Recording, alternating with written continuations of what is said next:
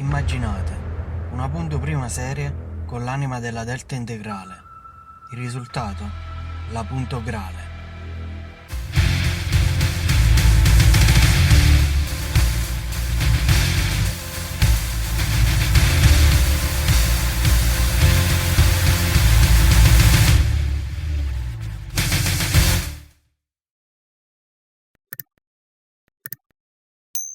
Si tratta di un esemplare unico, che è stato il risultato di un gruppo di appassionati che ha avuto l'opportunità di creare un'auto unica e speciale e ne ha colto subito l'occasione.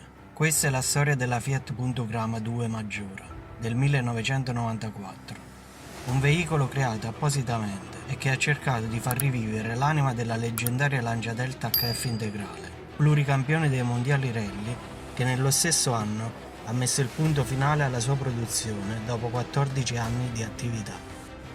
Questo capitolo specifico dei libri di storia dell'automobile coinvolge una delle carrozzerie con la più alta fama d'Italia, la Maggiora.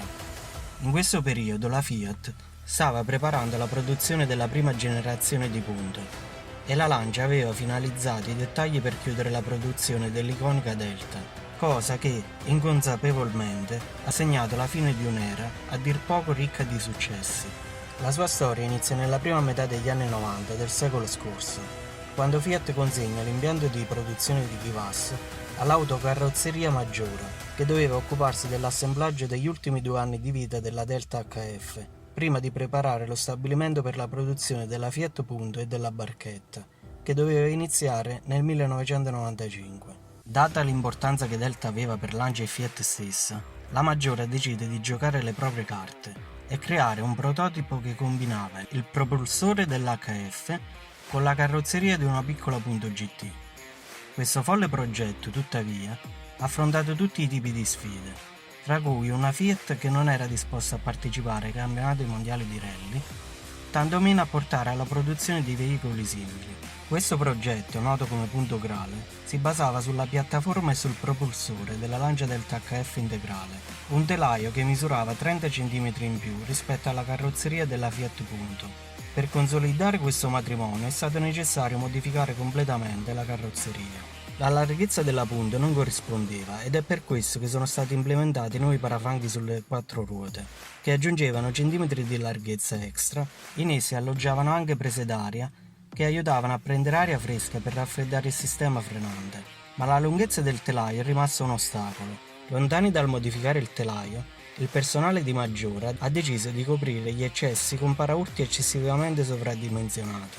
Quindi dalla parte anteriore c'era un paraurti con una grande presa d'aria centrale e altri 2 su ogni lato, così come un paio di doppi fari ausiliari e gemelli integrati, mentre nella parte posteriore un grande paraurti con griglia integrata e un'uscita di scarico sul lato destro che copriva l'eccesso di telaio. Inoltre questi non erano gli unici accorgimenti con cui il progetto è stato condito. Ad esempio, la parte posteriore aveva un piccolo spoiler che continuava alla linea piatta del tetto, oltre a un secondo spoiler installato sotto il vetro posteriore.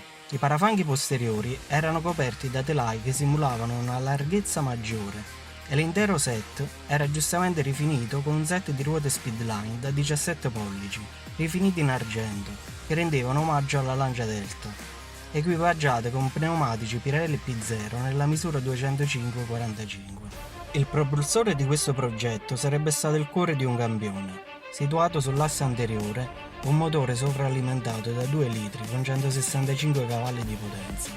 Questa unità apparteneva ai primi Turbo Delta, lanciati nel 1986 insieme a un sistema di trazione integrale. Alcune pubblicazioni dell'epoca indicavano che il motore a 4 cilindri in linea offriva 175 cavalli di potenza e una coppia massima di 270 Nm.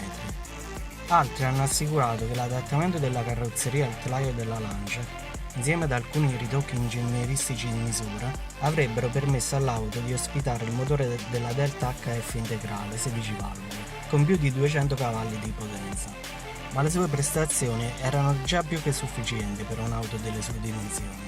Questa combinazione avrebbe permesso alla Punto, con l'anima della Delta, di raggiungere una velocità massima vicina ai 220 km/h, grazie a una trasmissione a rapporti brevi e al suo sistema di trazione integrale. mentre era in grado di accelerare da 0 a 100 in poco più di 7 secondi. Una volta completata, la Fiat Punto Grama 2 Maggiora è stata mostrata prima davanti a un gruppo selezionato di persone, tra cui diversi proprietari di alcune Delta HF integrali, e in seguito è stata presentata al grande pubblico al Salone di Torino del 1994. Sebbene l'auto non fosse stata progettata da Maggiora come veicolo di produzione, la verità è che Fiat ne ha persino considerato la produzione, a causa dell'enorme successo alla presentazione del modello e persino dell'opzione di portarla ai rally come sostituto della Lancia Delta appena in pensione. Ma tutto questo alla fine non è successo. Il produttore italiano ha rifiutato di passare al livello successivo con il punto grave, annullando qualsiasi opzione di produzione o lanciando un modello da gara. E l'unica copia mai prodotta è stata conservata in un garage per anni. Qualche tempo dopo è stata messa in vendita e da allora si ritiene che abbia attraversato mani diverse, fino a quando non si sono perse notizie. Senza dubbio, la Grama 2 di Maggiora è stata una delle auto più estreme create negli anni 90. Piccolo aggiornamento.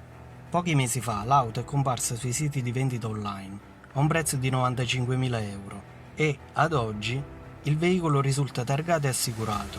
Complimenti al possessore di questo esemplare unico e, a mio avviso, meraviglioso.